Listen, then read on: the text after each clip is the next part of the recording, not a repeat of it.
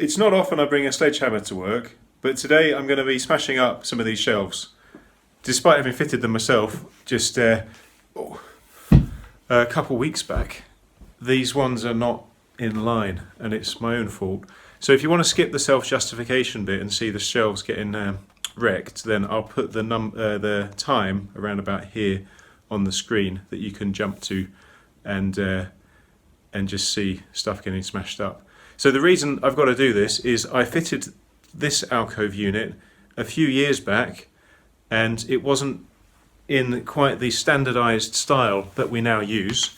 The customer got back to me more recently, wanted this alcove filled, because we'd only done the one before, and to match the style.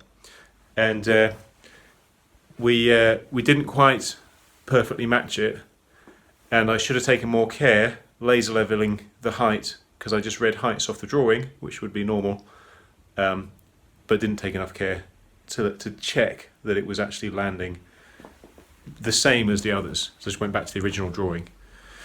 So customer's not happy, they're not quite in line, and we agreed to take them out and refit them at no extra cost.